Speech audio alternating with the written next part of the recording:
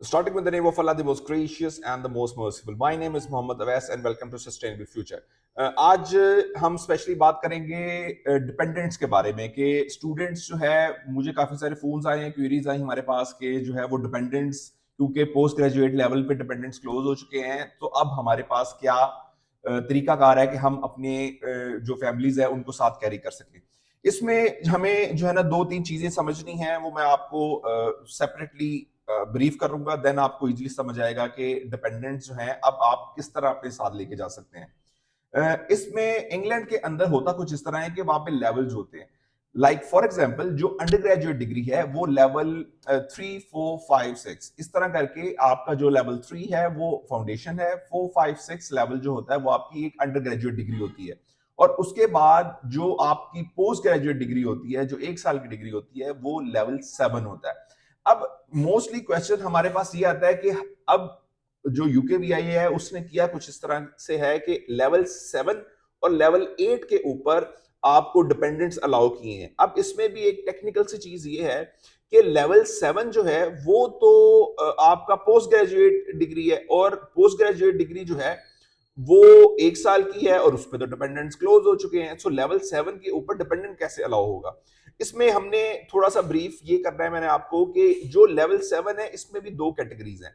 अब जो दो तरह की डिग्रीज होती हैं, एक डिग्री होती है टॉट बेस और एक डिग्री होती है रिसर्च बेस। जो आपकी मोस्टली स्टूडेंट्स यहां से जा रहे होते हैं वो टॉट पे जा रहे होते हैं, 1 साल का आपका जो पोस्ट ग्रेजुएट डिग्री है, देन आफ्टर दैट 2 साल का फिर आपका पीएसडब्ल्यू होता है। सो इसमें जब आपके कोर्स की ड्यूरेशन 1 साल होगी, मींस कि आपके कैश लेटर के ऊपर जो क्लास स्टार्ट डेट और एंड डेट है, अगर वो 1 ईयर की है, लेवल 7 वो भी है, लेकिन उसके ऊपर आपको डिपेंडेंट्स अलाउ नहीं है। आपको अपने डिपेंडेंट्स कैरी करने के लिए लेवल 7 के रिसर्च वर्क में जाना पड़ेगा। रिसर्च वर्क में होता क्या है कि आपकी जो कोर्स की ड्यूरेशन होती है वो 2 इयर्स होती है। नॉर्मली जो टॉट के कोर्सेज होते हैं उसमें 1 ईयर होती है, जो रिसर्च वर्क होते हैं उसमें 2 इयर्स होती है। तो you have to get your offer letter for research purposes.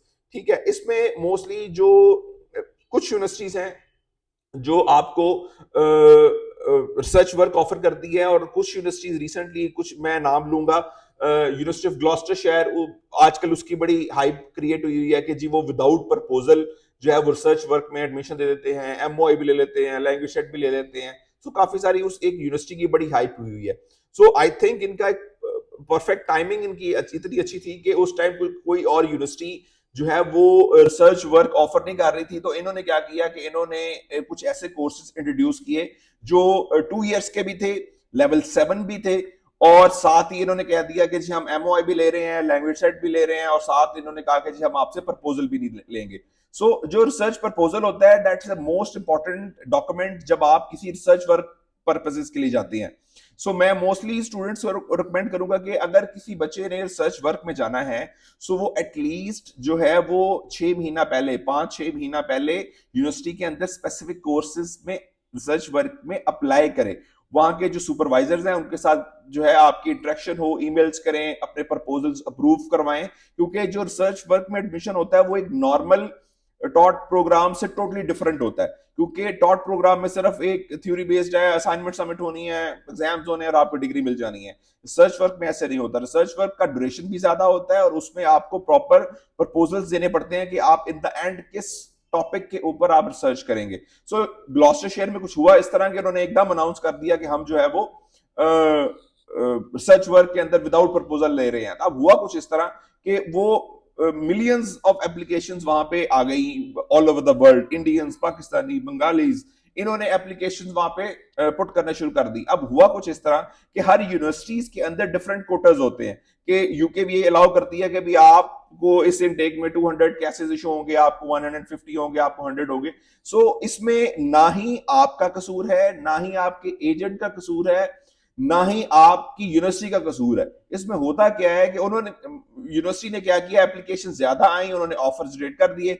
जब ऑफर जनरेट यूनिवर्सिटी करती है तो उसको पता नहीं होता कि इस बच्चे ने हमारे पास आना ही है, तो वो एक बल्क में ऑफर जनरेट कर देती है। अब हुआ कुछ इस तरह कि उनके पास, वो इतना एक्सपेक्ट नहीं कर रहे थे, तो उनके पास इतनी ज्यादा एप्लीकेशंस आ गई कि उनको हैंडल करना मुश्किल हो गया। सो अब हुआ कुछ इस तरह के, ऑफर सबके पास हैं, डिपॉजिट सबने जमा करवा दिए हैं, इंटरव्यू सबके क्लियर हो चुके हैं, ठीक है, इन द एंड कैश जब देने की बारी आई है तो यूनिवर्सिटी के पास कैश ही नहीं है। इसका रीजन ये है कि यूनिवर्सिटी के पास कैश ही खत्म हो गया, उनका जितना कोटा था वो फिलअप हो चुका है। तो मोस्ट ऑफ द टाइम फिर वो आपको कहते हैं कि या तो आप अपनी फीस रिफंड कर लें, ऑन द अदर हैंड, या फिर आप उसको डेफर कर लें। सो मोस्टली स्टूडेंट जो होते हैं वो साल जाया करने से बेहतर ये समझते हैं कि वो रिफंड हो जाए, और रिफंड का भी मसला नहीं है, आपको 100% रिफंड उसका वापस मिल जाता है। सो कहने का मकसद ये है कि जो स्टूडेंट्स जो हैं स्पेसिफिकली रिसर्च वर्क को फोकस कर रहे हैं और अपनी फैमिलीज को लेके जाना चाहते हैं, वो एटलीस्ट 5-6 मंथ्स पहले अप्लाई करें, ताकि आपके ऑन टाइम आप सारा उसको फॉर्मेलिटी पूरी करके, आप इनिशियल डिपॉजिट्स दे के, इंटरव्यूज क्लियर करके आपको ऑन टाइम कैश इशू हो। क्योंकि इन द एंड जब आपने एंड पे आना है, सितंबर के बिल्कुल पास पास आपने आना है, देन डेफिनेटली कैश उनके पास नहीं होने, और जब उनके पास कैश नहीं होने तो वो आपको जारी बात है या रिफंड कर देंगे या डेफर कर देंगे। So these the whole procedure आपको डिफरेंस बता दिया कि जो है ना वो किस तरह आप अपने डिपेंडेंट्स को कैरी कर सकते हैं। इसके हवाले से अगर आपका कोई क्वेश्चन है, कोई क्यूरी है, तो आप हमें कमेंट सेक्शन में हमसे पूछ सकते हैं, हमें डीएम कर सकते हैं, ठीक हो गया, और अपॉइंटमेंट भी बुक कर सकते हैं इफ यू आर इंटरेस्टेड कि हमारे साथ आप प्रोसीड करें। And thank you very much for watching this video. Allah Hafiz.